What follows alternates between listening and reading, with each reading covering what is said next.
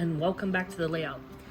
This week you can see I'm set up for something a little different. We're going to do an unboxing and a little review of a new Athearn Genesis grain hopper release.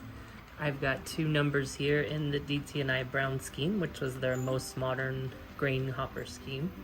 So let's unbox it and check it out. Okay, so this is the American Car Foundry, or ACF, 4600 3-bay hopper. We're gonna open up number 10311. This is the first time I've seen the anniversary packaging that they have.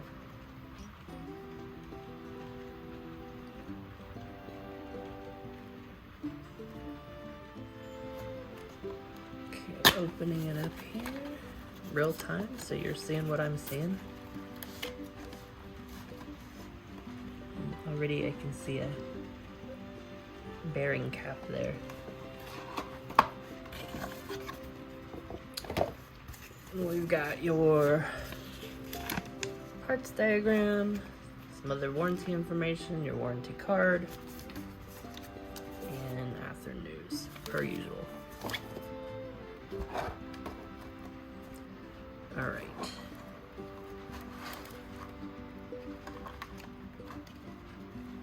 I did drop that.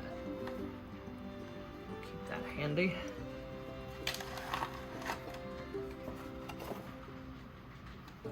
Here are extras also.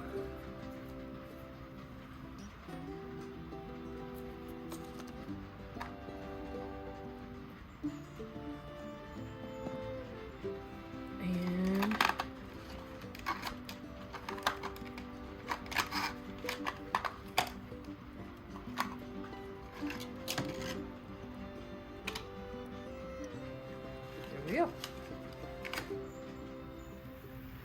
Okay, so looking up close at the model,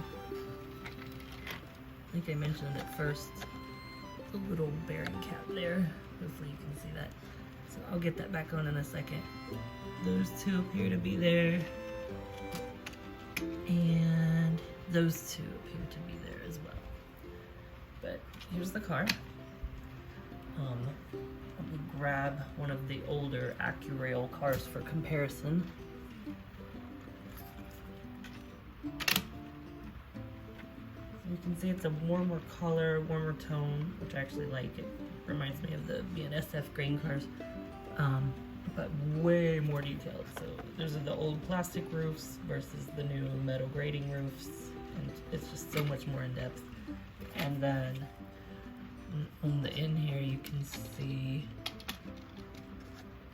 the air hoses are modeled. Everything's really fine, see-through detail. Look at the underside there, and the brake wheel side.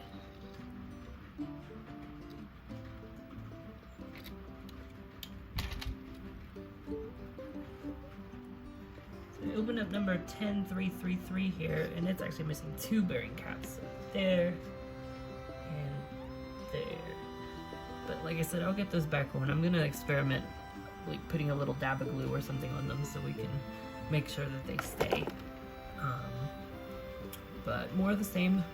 I will, for the modernized versions, eventually take off the ACI tag there, or whatever that's called. So let's get these on the layout and see what they look like.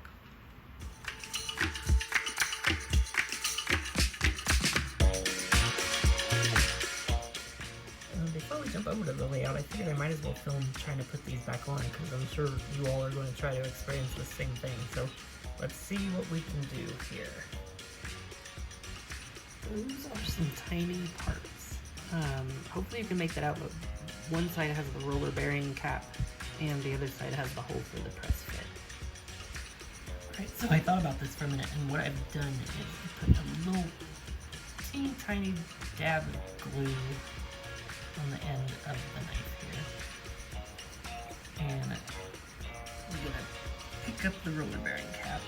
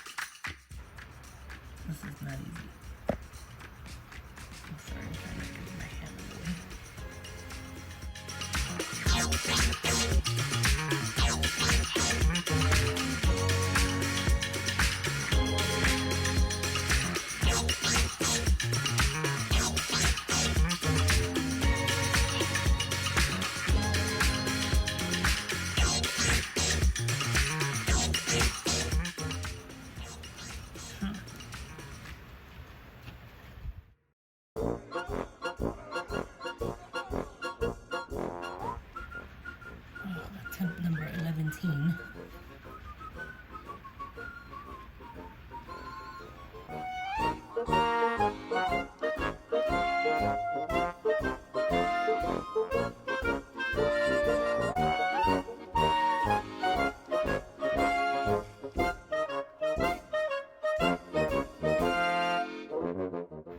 I hate to be the person that does this for a living.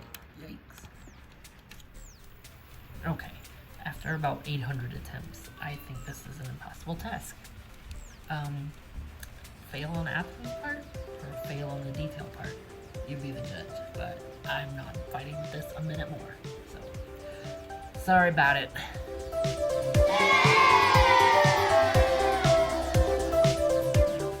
For the record, I did try multiple bearing caps on those, and it's just not happening. So I'll go back at some point and replace the trucks with standard non-roller bearing, because, or maybe just get some new ones that have the caps on, because that's not happening. But let's check the wheels out. Good. Good. Good there. And good there.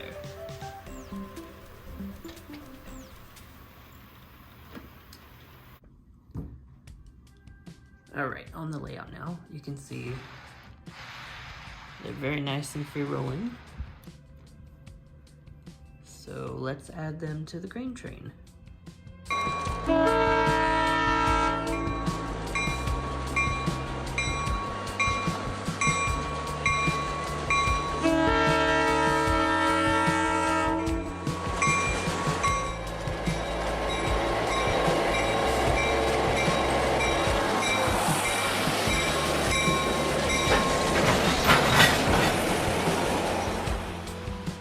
As you can see, the couplers line up perfectly here with the GP7.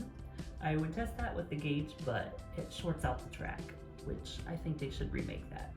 And yeah, I don't want to turn everything back on, so here we go.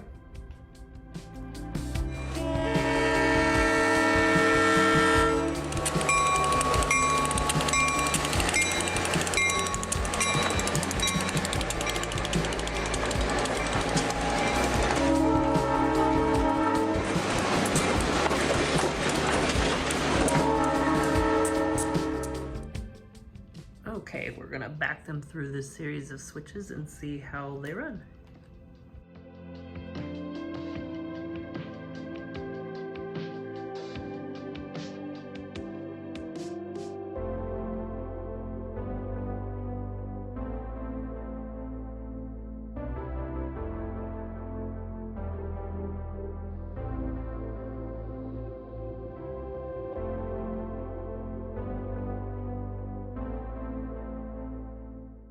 Looking good.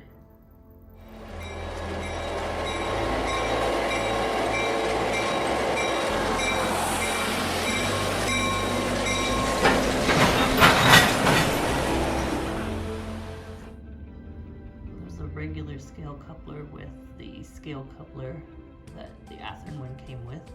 Slight difference, but I think that's just the difference in size, really.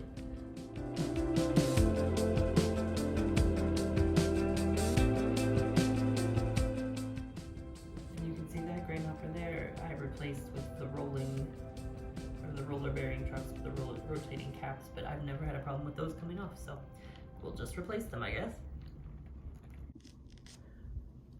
Alright, so overall thoughts. Super nice model, definitely high-end. That said, you can find deals on it. I got mine for half off. On eBay, just taking a look, they run about $65 right now, but I did get mine for $38, so there are deals to be had. There are also 3 numbers in the gray scheme for DT&I, as well as Grand Trunk and Chassis System, and a whole host of other road names if you're interested. The only issue I ran into, like I said, was the roller bearing caps, so it's a shame about that, but it is a model that is high-end with tiny parts. What are you going to do? I don't even think you can notice it if I wouldn't have pointed it out, so good on that. Next week we're going to weather these, so I will walk you through all the products that I use, and how I get them to look like the others in the grain hopper fleet. So thanks for joining me. I hope you enjoyed this video. If you liked it, let me know. I'll do more like it in the future. But otherwise, I will leave you with a run by. Thanks for watching.